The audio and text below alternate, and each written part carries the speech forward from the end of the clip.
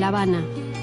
En el aire, muchos anhelos y esperanzas, pero también muchas resistencias. Se respira un deseo generalizado de cambios, de reformas, pero sus direcciones difieren.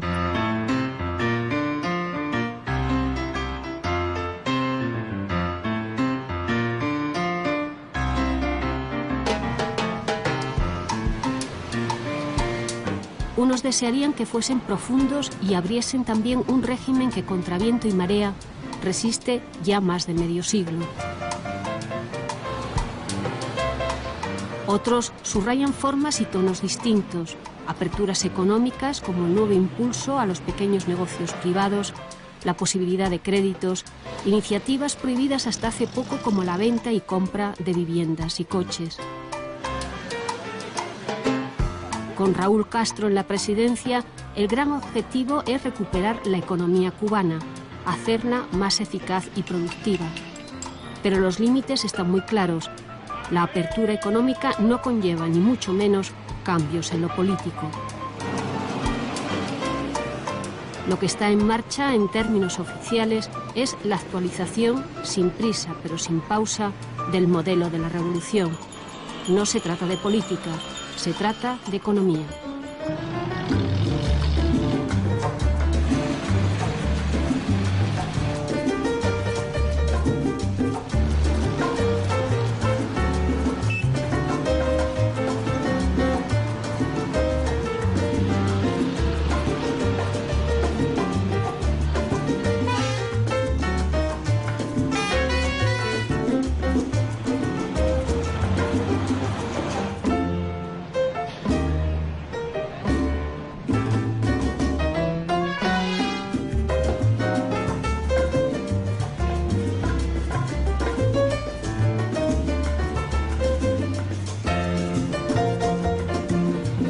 Lo viejo y lo nuevo, convivencia forzosa en Cuba.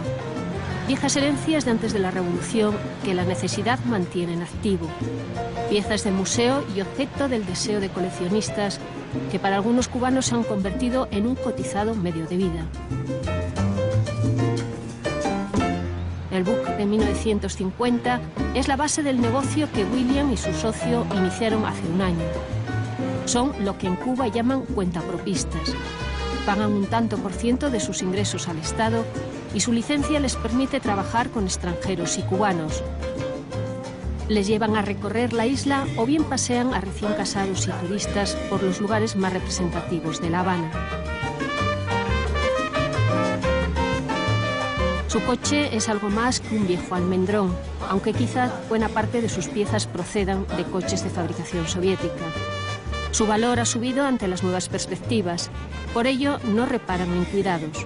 Es su inversión y su medio de trabajo.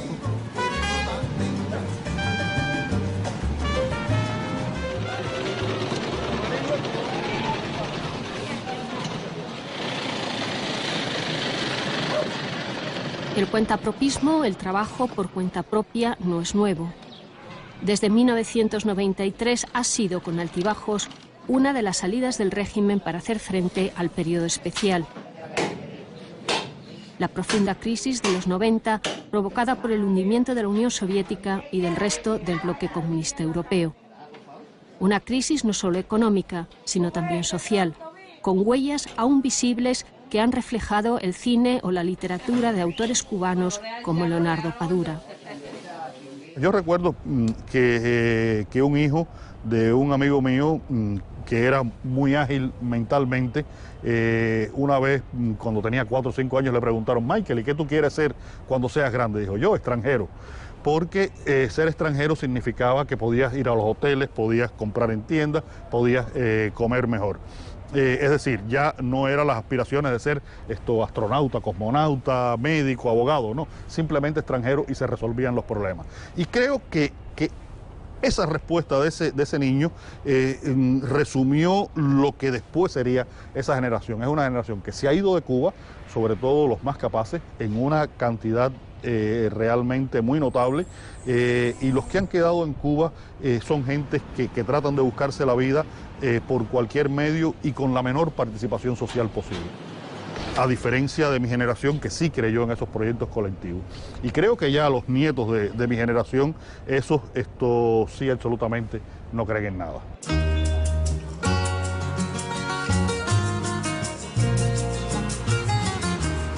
Ya no son los años 90. En algunos aspectos, las condiciones de vida han mejorado, pero subsisten grandes problemas de fondo como la corrupción y la ineficacia económica. Sin lugar a dudas, los cambios que han ocurrido en la sociedad cubana en el último año pues han sido favorables económicamente para la nación, ¿no?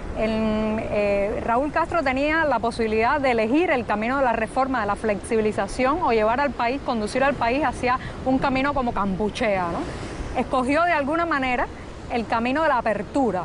El problema es que esas aperturas no han sido ni lo suficientemente profundas ni lo suficientemente veloces como exige la realidad. La revolución y la cultura, en particular el cine, marcan la biografía de Alfredo Guevara.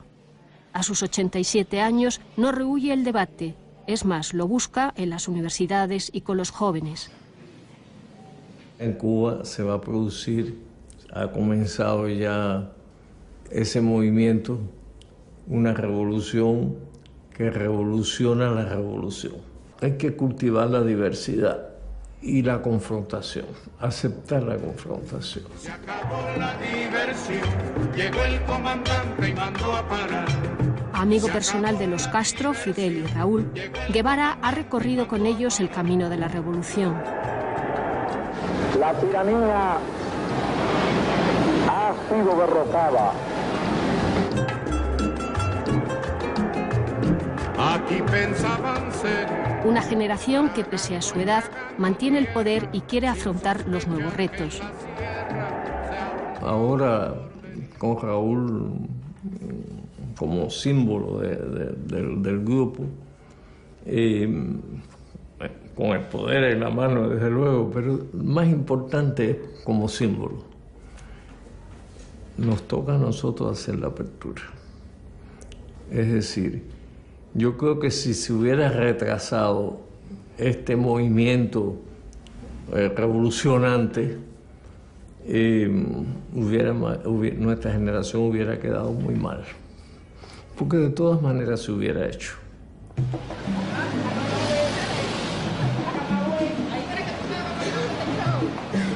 Este es el marco de los errores a corregir, de las iniciativas emprendidas.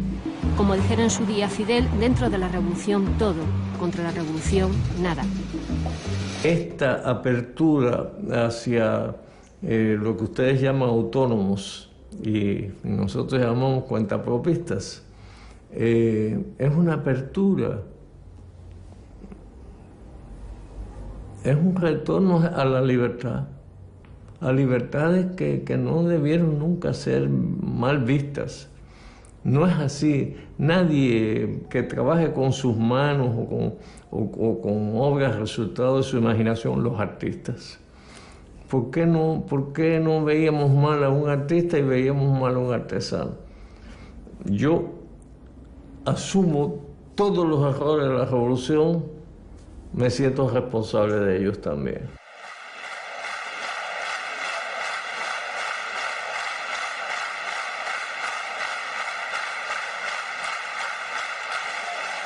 El rumbo económico lo marca el programa aprobado en abril de 2011 por el 6º Congreso del Partido Comunista de Cuba. Más de 300 lineamientos cuyo objetivo es la eficiencia económica. La actualización del modelo económico a fin de garantizar el carácter irreversible del socialismo en Cuba. Para ello, el Estado reduce su presencia en sectores como el comercio minorista, el transporte o la construcción. Además, cerrará las entidades no rentables. A veces se habla de reforma. Y yo identifico cuando es reforma que pensamos que vamos a cambiar el sistema. Y nosotros no estamos cambiando el sistema, ¿no? En los mismos lineamientos está muy claro que nuestro régimen sigue siendo un régimen socialista y que el socialismo es la única vía, ¿no?, para poder nosotros desarrollarnos y preservar las conquistas de la revolución. Tener claro que lo que estamos haciendo no es una economía de mercado, aunque sí va a haber economía, va a haber manifestaciones de mercado.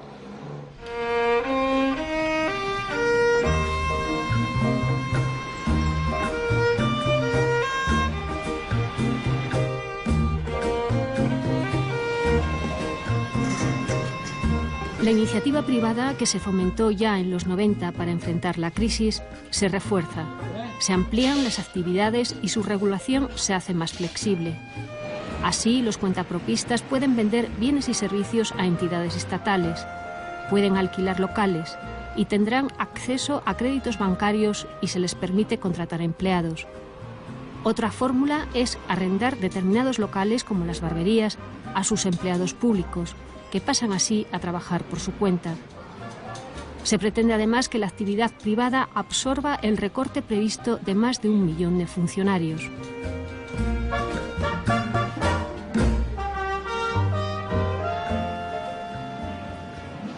El economista Óscar Espinosa Chepe y su esposa, Miriam Leiva, siguen con atención la actualidad. Como otros muchos, Óscar y Miriam pasaron del apoyo decidido a la revolución a posiciones críticas, lo que les ha costado sus respectivas carreras. Y Raúl Castro realmente ha traído más ecuanimidad, yo digo, más sentido económico. Eso es indudable, eso no se puede discutir, independientemente de que no hay una ruptura ideológica, porque no la hay. Además, en el terreno de los intelectuales ha dejado un poco más que los intelectuales hablen, expresen, hagan sus obras, escriban. Por ejemplo, yo no consigo que Padura hubiera escrito el libro este que acaba de escribir del el hombre que amaba a los perros y que después pudiera vivir en Cuba. Eso es impensable. Y bueno, pues Padura sigue viviendo en Cuba. Y asimismo hay muchos intelectuales cubanos que están diciendo cosas muy serias a favor de los cambios y no les pasa nada. O sea, hay otra mentalidad. Eso no quiere decir que Raúl Castro sea un demócrata, ni mucho menos, pero sí tiene otro estilo. Hay represión todavía, hay que decirlo. Y decirle al pueblo iraní que ellos tienen amigos en otros continentes y que tienen el apoyo de Venezuela. Óscar Espinosa Chepe fue uno de los más de 70 disidentes encarcelados en la primavera de 2003. Eso llevó a su esposa Miriam a organizar, junto con otras mujeres, el grupo Damas de Blanco. Condenado a 20 años de prisión, Óscar volvió a casa con una licencia por motivos de salud, pero puede volver a la cárcel en cualquier momento. Como economista, reconoce las reformas económicas, pero las considera insuficientes. Serían muy malas para nuestro país. No es posible salir de la crisis, de la grave crisis que tenemos en Cuba, sin cambio. O sea, aquí hay dos alternativas que están muy claras. O cambios y reformas y transformaciones o caos. No hay otra salida.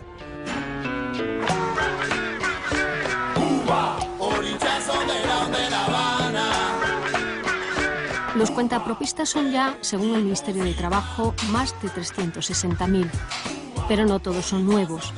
Este gimnasio comunitario, situado en Centro La Habana, abrió a finales de los 90.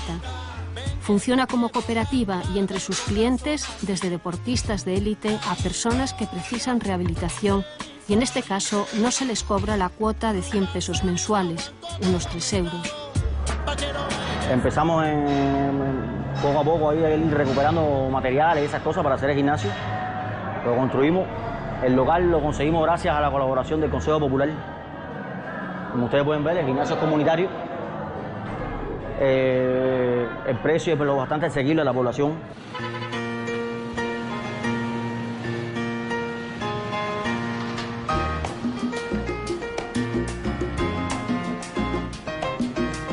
Entre las medidas más esperadas, la compraventa de automóviles, restringida hasta octubre de 2011 a los fabricados antes de 1959. El coche es un bien muy preciado en Cuba, solo accesible a aquellos privilegiados que por su servicio al Estado cobran en divisas o pesos convertibles. De alrededor de 300.000 coches que circulan en la isla, la mayoría son almendrones o fabricados en el antiguo bloque del Este.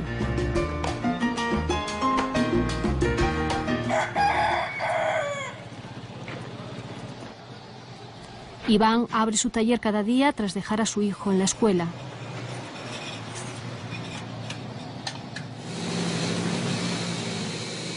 Hace 10 años sacó una licencia y desde entonces ha ido mejorando. Más herramientas, más clientes e incluso un ayudante. La mayoría de los coches que llegan a su taller son de fabricación soviética. Salió bien y todo, y frenó bien, todo perfecto, que se ve mal, y vio marcha atrás para atrás completo, bien, y paró. Al otro día fue que... Clientes no le faltan, y el cobertizo cercano a su casa, donde tiene el taller, se le ha quedado pequeño. Por ello, quiere aprovechar la nueva posibilidad para obtener créditos y ampliar su negocio. Si me da la posibilidad del Estado, pienso poner un negocio grande, hacer un taller grande, que me quedan 5 carros, 6 carros, ¿entiendes?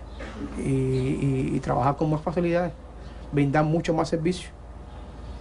Que lo puedo brindar, no lo puedo hacer ahora porque no tengo espacio. Puedo brindar mucho más servicio, aunque pago un poquitico más de impuestos, pero trabajar más cómodo y que el cliente se vaya mucho más satisfecho.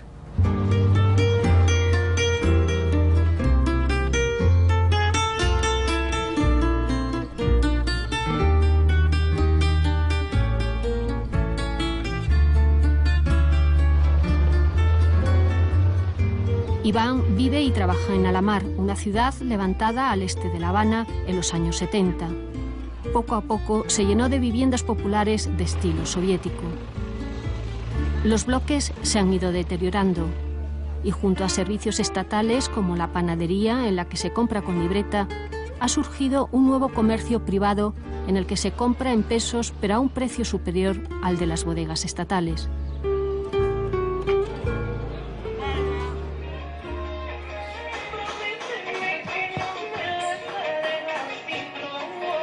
Bajo su piso, Juan ha instalado un taller de pintura. Con apenas medios y mucha paciencia, trabaja en el pequeño Polaquito, llamado así porque se fabricaba en Polonia. Asegura que quedará mejor que nuevo. Su principal dificultad es conseguir los materiales, casi todos importados y que hay que pagar en pesos convertibles. Por ello, lo habitual es que el cliente se encargue de conseguir la pintura. Si no, se encarece mucho el vehículo, es decir, el trabajo a la hora de hacerlo se encarece muchísimo. Hay personas que vienen, hay marineros que vienen y entonces traen algunos de los productos que nos hacen falta y las personas se los compran también, es otra forma que tenemos. Pero es lo más malo que yo le veo, no tanto el impuesto como a la hora de nosotros poder acceder a comprar los productos. En Cuba conviven desde hace casi 10 años dos monedas. El peso, en el que se pagan los sueldos y de uso común, y el peso convertible o CUC, que vale 25 veces más y es imprescindible para conseguir determinados bienes. Esta dualidad condiciona toda la economía y su desaparición es un deseo popular unánime. Pues si mañana decimos, en vez de 25 por 1 es 1 por 1, en un mes se acaban todos los productos que tengo en las tiendas y no tengo recursos para reponerlos, porque no tengo divisa para reponerlos. O sea que es un problema objetivo que sea 25 por 1. No es un mal deseo. Y si pudiéramos, lo quitábamos mañana mismo, ponemos 1 por 1. Pero es que la economía del país no nos permite. Y el bloqueo está ahí. Cuando desde el exterior nos dicen, miren, ahora en Cuba se pueden comprar y vender autos, se pueden comprar y vender casas, se pueden vender frituras y discos en las esquinas. Nosotros decimos, en tiempos de la otra dictadura, la de Batista, también se podían comprar y vender casas, y comprar y vender autos, y vender frituras en las esquinas, y había restaurantes privados. Y eso no es la justicia. Se hizo una revolución.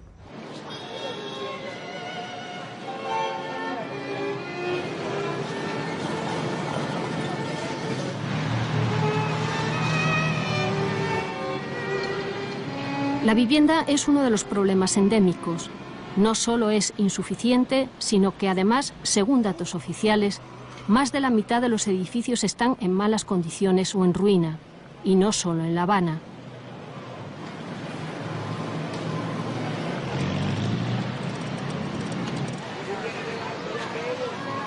Aquí, en caso de que alguien quiera cambiar de casa, Se acerca al Paseo del Prado, una especie de mercado inmobiliario informal. Es un lugar que se acogió para eso, que es legal. No es un lugar que es una zona que es legal para... Esto no es que el Estado puso este lugar para que las personas hicieran eso. Estas son las mismas personas que a través de los años, de muchos años atrás, la gente siempre cogieron este lugar. Fue algo que surgió de momento, algo que a alguien se le ocurrió venir un día aquí a proponer. Desde el pasado noviembre se percibe un cambio histórico.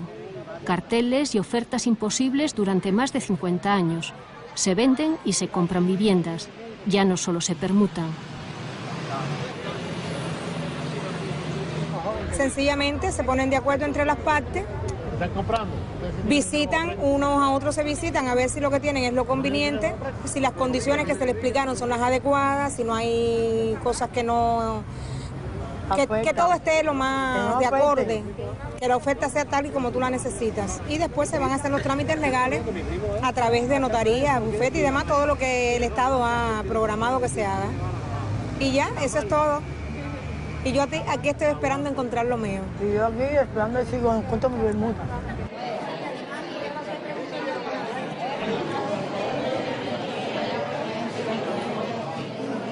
Las oficinas municipales de vivienda, como esta de Boyeros, tienen más trabajo.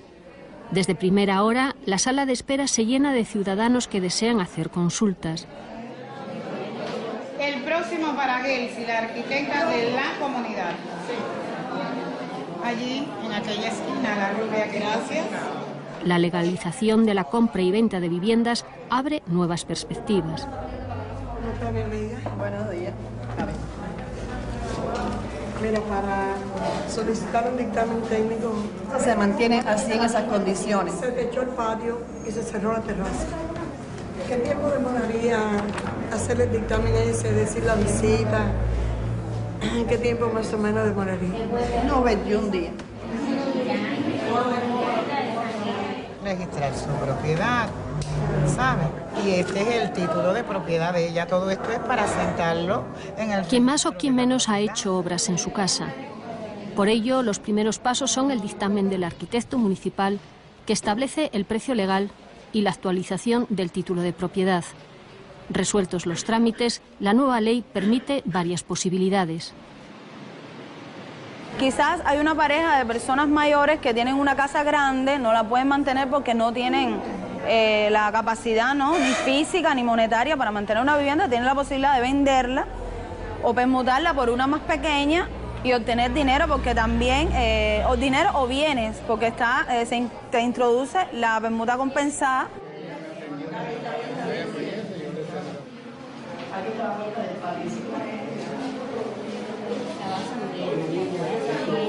La compraventa de viviendas, legal desde noviembre de 2011, era una de las medidas más esperadas. El 87% de las casas son propiedad privada, según datos oficiales. Sin embargo, de momento, el número de operaciones es menor al esperado. Quizás sea la falta de viviendas o de ahorros. Quizás sea el sistema de pago, mediante transferencia para evitar el dinero negro. Yo veo que el ciudadano medio, que si vende, ¿dónde se queda? Porque no es que hay que tengan 3, 4 viviendas, es que si vende, ¿dónde se queda? Entonces es mucho más fácil permutar con compensación.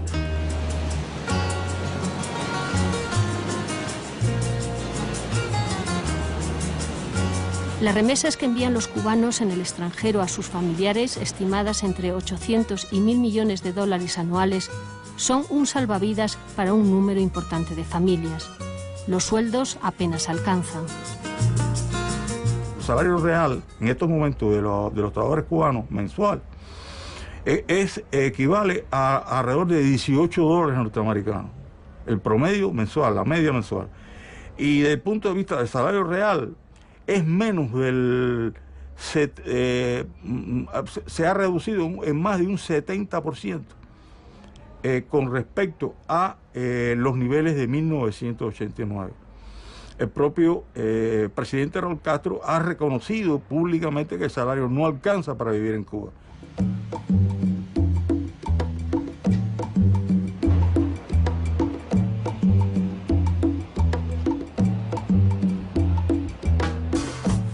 El turismo es un sector en alza que abre a los cubanos la puerta a un trabajo muy ambicionado.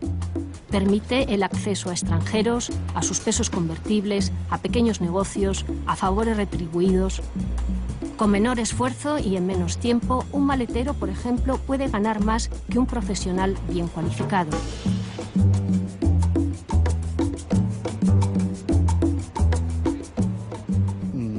Cuba era un país, precisamente por la deformación económica, en que el salario que pagaba el Estado o el gobierno, que era el empleador del 90% de las personas, no le alcanzaba a las personas para vivir. Y el resto del dinero aparecía o bien por caminos de remesa, por caminos de las habilidades de esa persona o por el camino simplemente del robo. La gente se acostumbró a vivir sin trabajar.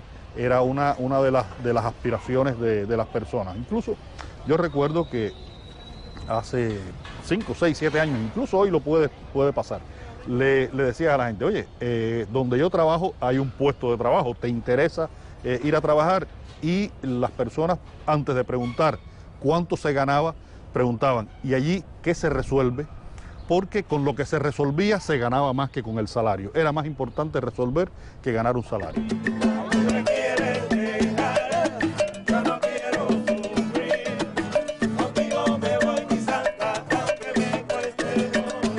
Turismo.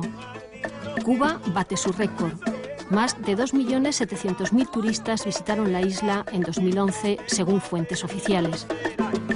Un sector en crecimiento en el que también ha proliferado la pequeña iniciativa privada, desde familias que alquilan habitaciones a campesinos que ya pueden vender sus productos a establecimientos turísticos o grupos musicales.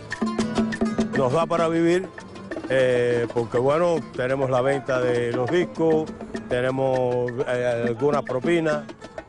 Nosotros contamos como contrapropistas, o sea, porque nuestros grupos, la música, son grupos independientes con una empresa representante.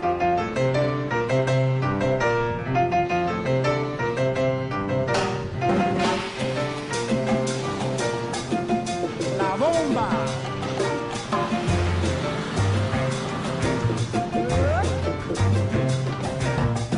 Y Varadero es el principal centro turístico con 1 millón de visitantes anuales. El turismo es uno de los pilares de la economía cubana y su principal fuente de divisas, con más de 2.000 millones de dólares al año. Sobre todo muchos canadienses, alemanes y últimamente muchos rusos. Muchos rusos. ¿Y se gastan la plata o no? Sí, se la gastan.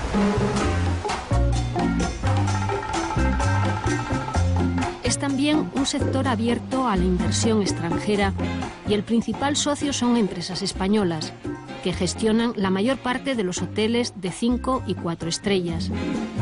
La contraparte del sector son empresas estatales, entre las que destacan las gestionadas y dependientes de las Fuerzas Armadas, pioneras en la renovación económica y que hoy controlan sectores esenciales de la economía cubana.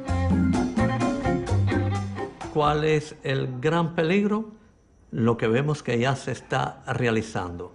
Una oligarquía militar, y esto lo decimos sin odio de clase y sin odio de ninguna clase, pero es una realidad. Es un grupo militar, una clase con unos dirigentes que se han adueñado del país y en el momento del cambio se van privilegiando sin control del pueblo a los que siempre han tenido el poder y los privilegios.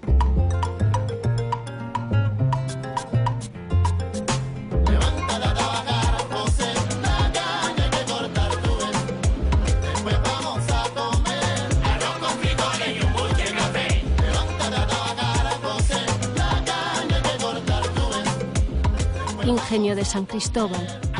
La campaña de corte de caña avanza a buen ritmo.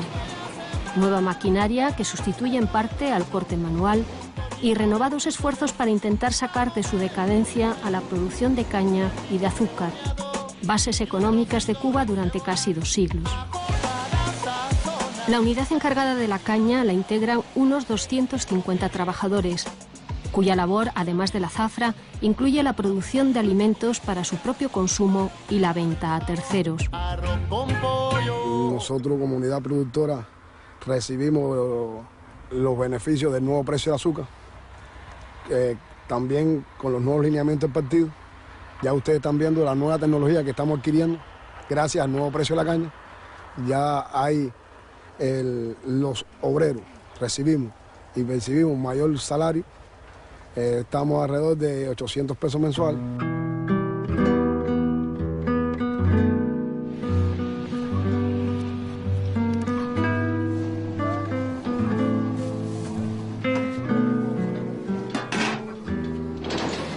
La zafra no permite descansos y los turnos se suceden. En las labores les acompaña una unidad de intendencia, en la que Aida se encarga del camión comedor en el que los trabajadores hacen una pausa.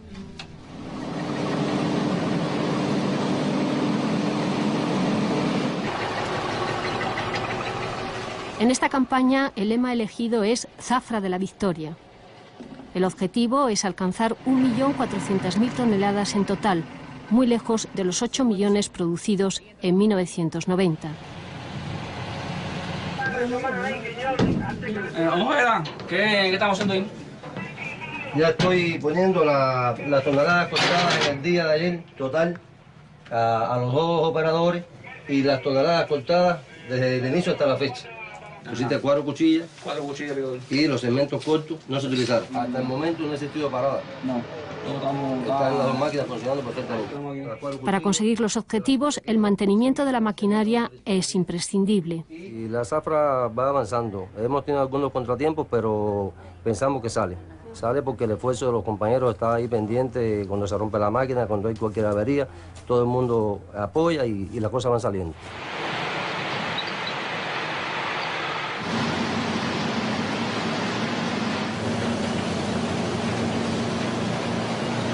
A medida que se cargan los camiones, la caña se traslada al cercano Central 30 de noviembre.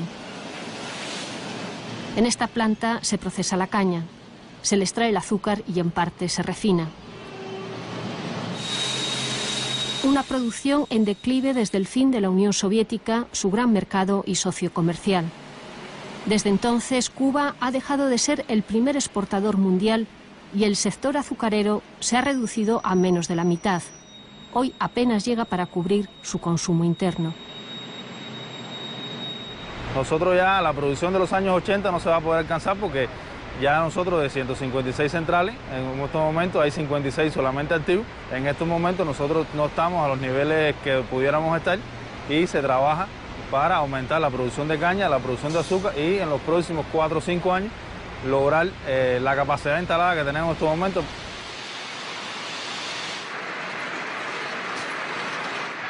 Para frenar el declive se ha reorganizado el sector. El antaño poderoso Ministerio del Azúcar ha sido sustituido por un grupo descentralizado. El objetivo es renovar la producción, mejorar la tecnología, ganar eficacia, que el azúcar recupere parte de su peso económico.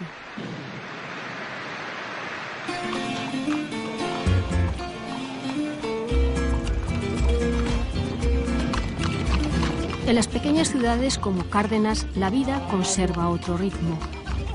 Sus calles están llenas de una variedad de coches de punto que hacen las veces de transporte público, con recorridos fijos y paradas. Podría ser el atisbo de esa otra Cuba del interior, del oriente, donde uno de los grandes objetivos es aumentar la producción agropecuaria.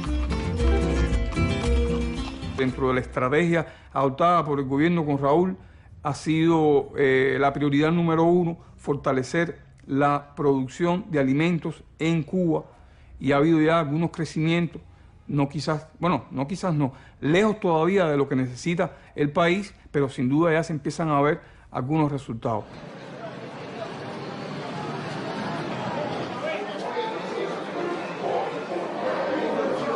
Los mercados mejor surtidos son aquellos a los que llegan los productos que los agricultores pueden vender directamente por su cuenta.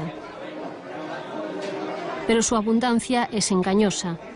El sector agrícola es incapaz de dar de comer a los 12 millones de cubanos y obliga a importar alrededor del 80% de los alimentos.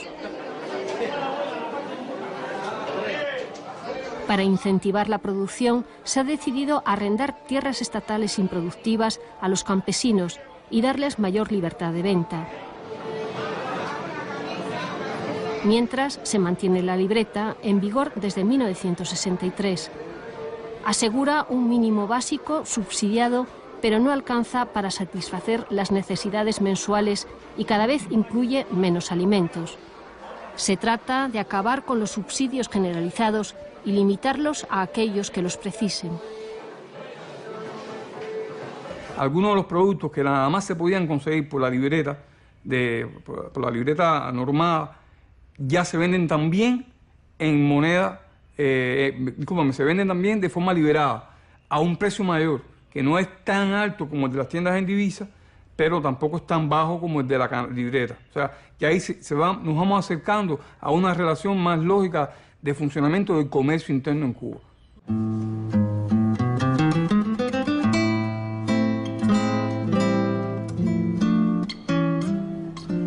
Desde hace 50 años, Cuba no tiene acceso a su gran mercado tradicional, Estados Unidos. La gran barrera es el bloqueo impuesto al régimen de Castro a raíz de la crisis de los misiles. Sin embargo, el bloqueo no significa ausencia total de relaciones. Los cubanos norteamericanos envían remesas a sus familias y unos 400.000 visitan la isla cada año. Y desde los aeropuertos internacionales de Estados Unidos pueden partir ya vuelos charter con destino a la isla. En la práctica, Estados Unidos es el quinto socio comercial de Cuba y le vende buena parte de los alimentos que consume. Los barcos norteamericanos sí pueden traer los productos agrícolas a Cuba. Yo me pregunto cómo Europa, por ejemplo, sin quererme meter con España en general, permite que los barcos europeos no tengan permiso para venir a Cuba y tocar puertos norteamericanos. Sin embargo, en ese pequeño espacito de ventas unilaterales de productos norteamericanos a Cuba, el barco norteamericano se obtiene la licencia.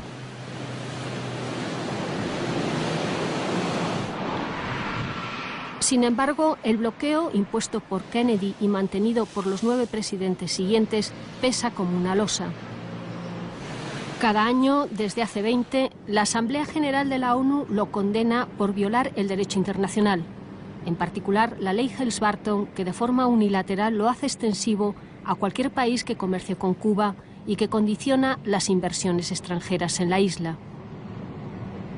Yo creo que Obama nos llevó al punto en que estábamos con el presidente Clinton, pero las medidas de Obama no las hemos visto. Es decir, lo que se hizo fue regresar a los 90 y de alguna manera desarticular algunas de las sanciones más atroces, ¿no?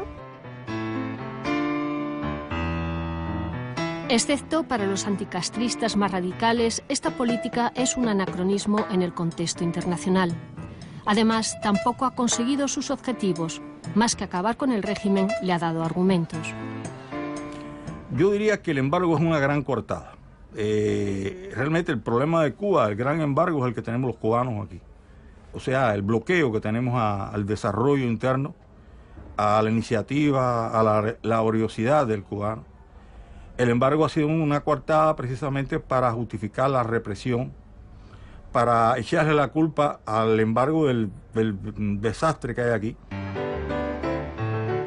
La relación con Washington condiciona también, por ejemplo, el acceso de los cubanos a Internet, ya que Estados Unidos impidió la conexión al cable de fibra óptica cercano a la isla. Trabas externas e internas hacen Internet para los cubanos muy lento, controlado, restringido y caro. Así, una hora en un hotel supone 1/3 del sueldo mensual. Internet también como espacio de las distintas visiones de Cuba. Periodistas cubanos crearon en 2003 un portal, Cuba Debate, abierto a colaboradores externos, entre los que destaca Fidel Castro.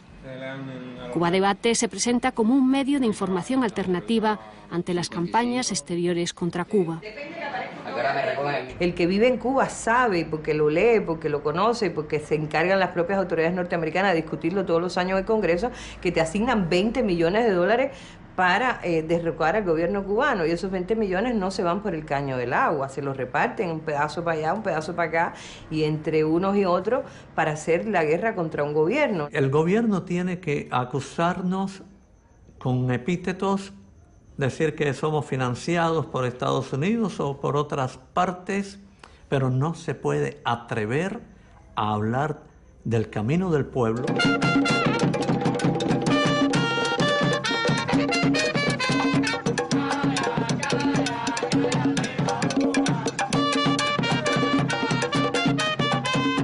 La principal crítica de la disidencia es la falta de libertades, la gran asignatura pendiente según las organizaciones de derechos humanos.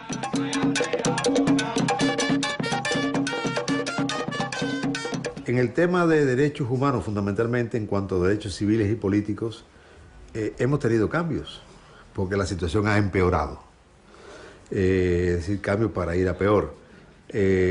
Sigue prevaleciendo en Cuba la peor situación de toda Iberoamérica. El gobierno de los hermanos Castro vulnera de una manera casi minuciosa todos los derechos civiles, políticos, económicos y culturales, al tiempo que lleva adelante pues, una serie de cambios de muy poco calado, con la pretensión de que la comunidad internacional interprete que está haciendo reformas. Estaba hablando de que no se había notado el caso de Pacheco.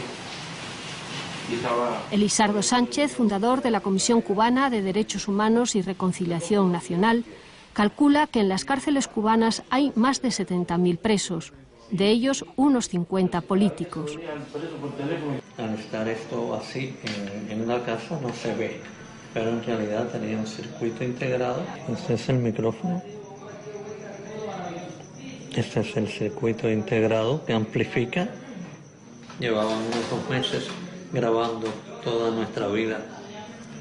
Pese a la vigilancia constante que sufre también su familia, Oswaldo Payá no se da por vencido. El Parlamento Europeo le concedió en 2002 el premio Sájarov a la libertad de conciencia, un reconocimiento al Proyecto Valera, una iniciativa de reforma desde dentro y que considera aún válida. No somos libres porque hay un grupo de poder que no respeta los derechos. Y cuando se dice, es que hay una parte del pueblo cubano que tiene otras expectativas, ¿cuáles son? ¿Acaso los revolucionarios no les gusta y no quieren entrar y salir libremente a Cuba?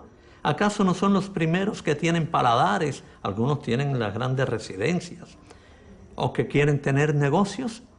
¿Acaso un revolucionario no quiere expresarse libremente?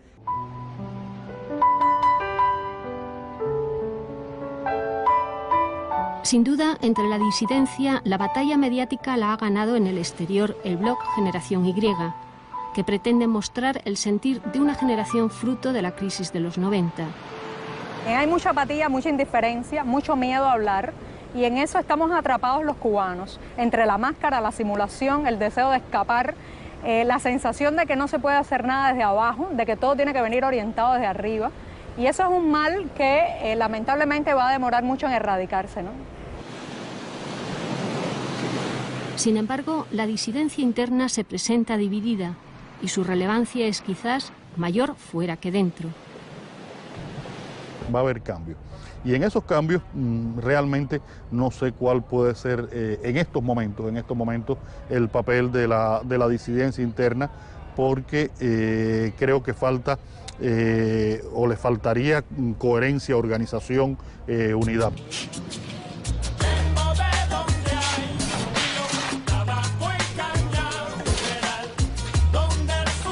Lo viejo da paso a lo nuevo. Viejos materiales y modos que es imprescindible desechar para salvar la estructura esencial. Quizás sea tan solo el primer paso necesario para otras renovaciones anheladas. Las grandes reformas siguen estando postergadas. Por ejemplo, la reforma migratoria que permite a los cubanos entrar y salir libremente del país, el acceso a un mercado mayorista para las pequeñas empresas nacientes, la flexibilización más aún del número de profesiones por cuenta propia que se pueden ejercer. Todavía el sector profesional está muy discriminado en cuanto a trabajo privado se trata, y eso crea un panorama de desespero. Hay cierta desesperanza, cierta frustración en la gente que esperaba más. Para unos, la renovación emprendida no pondrá en riesgo un sistema ni el poder de los que lo gobiernan. Para otros, las grietas económicas dejarán escapar cambios más radicales. En Cuba hay tradición democrática y si hay cambios económicos, indudablemente aquí va a haber cambios políticos. Eso no. Y uno de los que está más consciente de eso es el propio Fidel Castro. Y por eso, a mi juicio, ha sido el que más obstáculos ha puesto a los cambios económicos, porque sabe que los cambios económicos inevitablemente traerán a Cuba cambios políticos. Y lo estamos viendo. Si algo ha cambiado en Cuba, es la mentalidad del cubano en los últimos tiempos. Aquí hay un consenso a favor del cambio generalizado que existe hasta dentro del gobierno y dentro del Partido Comunista. 1, 2, 3. Hay pasiones que permanecen, que pasan de generación en generación y son compartidas. En la temporada 53 de la Revolución se mantienen las líneas y defensas, pero los nuevos jugadores impondrán tarde o temprano su estilo, sus técnicas. Quizás apuesten por conservar lo esencial. Quizás decidan apostar por una nueva mentalidad. O quizás se arriesguen a ir más allá que sus mayores. Sea como fuere, la pasión Cuba no desaparecerá.